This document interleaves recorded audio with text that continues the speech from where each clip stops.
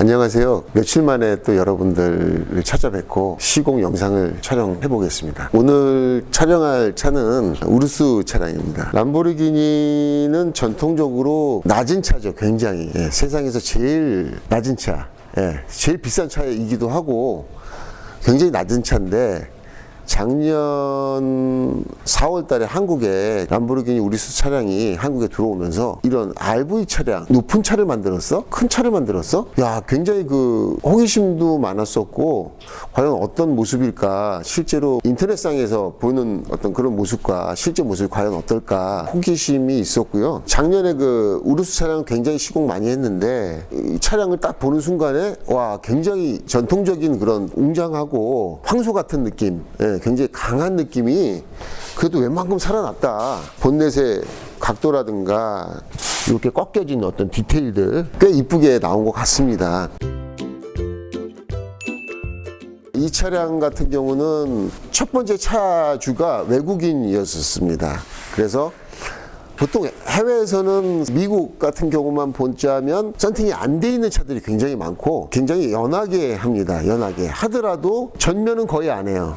그리고 측면도 아주 약한 35%나 50% 하는 경우가 많습니다. 원래 차주님이 해외에서 거주하셨던 분이었고 차를 사면서 카마스타님한테 그랬나 봐요. 연하게 해달라고 무조건. 그러니까 카마스타는 전면 농도를 50%, 측후면은 35%로 추천했던 거죠. 50%는 슈어에서 가장 투과율이 높은 굉장히 연한 컬러고요. 측면에 했던 이 35%, 요건 이제 옵틱 제품입니다. 35%도 실제 투과율 37%, 6% 이렇게 나오니까 굉장히 연하죠. 측면에 하는 이 농도가 실제로는 전면에 들어가야 되는데 연하게 해달라고 하니까 연하게 시공을 한 거죠. 근데 그분이 계속 차량을 탔으면 모르는데 차주님이 바뀌셨어요. 한국 분으로. 바뀌시니까 딱 탔는데 그런 거죠. 너무 연해. 한국에서는 쭉 운전을 하다가 신호대기에 딱 정차를 했을 때 무의식적으로 옆에 사람을 보는 습관이 있습니다. 한국 사람들은 호기심이 많아요. 굉장히. 저 람보르기니 차를 누가 타지? 여자가 타나? 예쁜 여자가 타나? 아니면 남자가 타면은 멋있는 사람이 타나? 돈을 많이 번 사람이 어떻게 생겼어?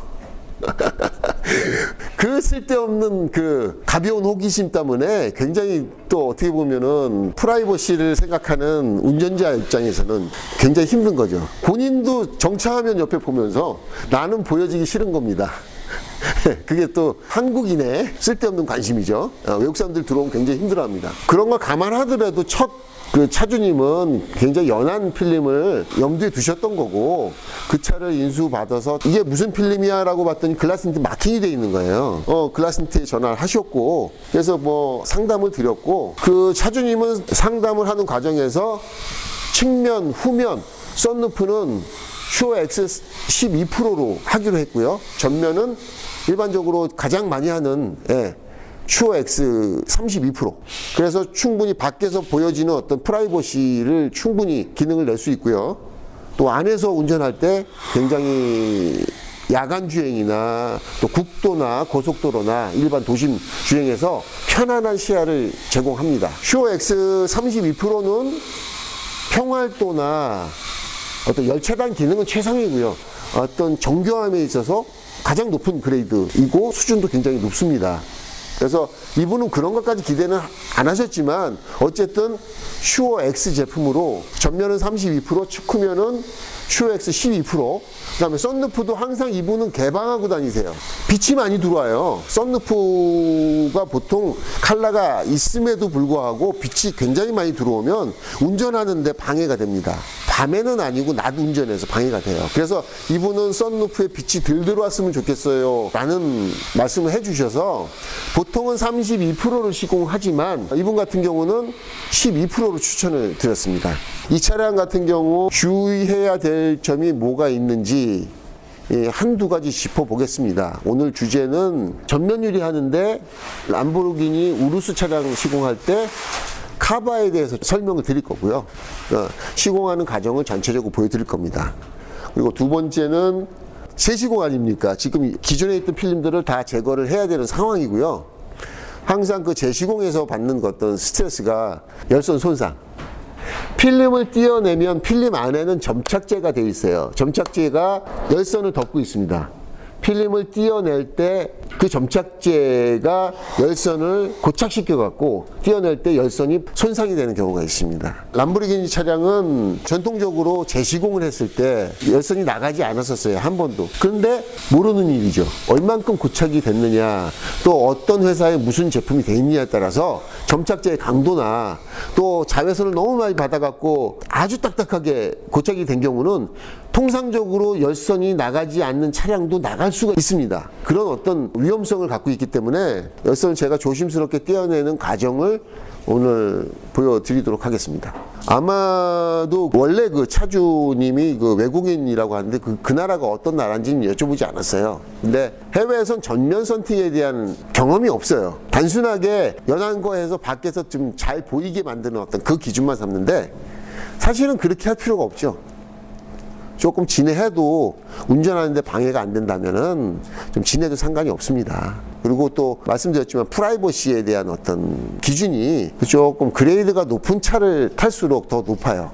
그래서 좀 안 보였으면 좋겠다는 기준이 있는데 무조건 아주 안 보이게 하는 차들, 연예인들 차들이나 또는 안에서 옷을 갈아입어야 되는 어떤 직업을 갖고 계신 RV나 SUV를 타시는 차주님들은 6% 제일 쨍한 거, 그냥 보면은 그냥 새까만 거 선호하시지만 보통은 12%, 10%, 15%를 선택하시면 웬만한 프라이버시는 다 됩니다. 프라이버시를 생각하신다면은 전면을 왕창 진하게 해서 프라이버시 기능을 살리려고 하지 마시고 측면을 진하게 하세요. 그러면 안에가 대체적으로 측면의 유리가 6장이잖아요.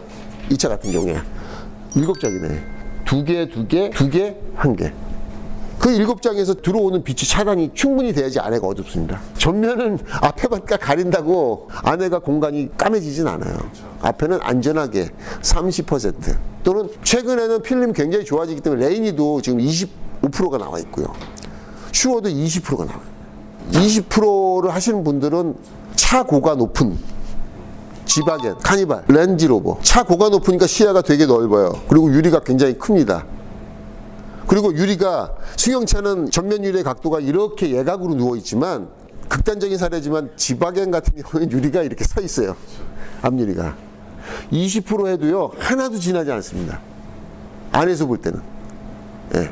그래서 이거는 좀 일괄적으로 농도를 정해주는 게 아니라 또 누가 어떤 필름을 했더라도 차량에 맞게 나한테 맞게 상담을 하시고 또 서칭을 하시더라도 그렇게 서칭을 하셔서 필름 농도를 결정하시면 되겠습니다.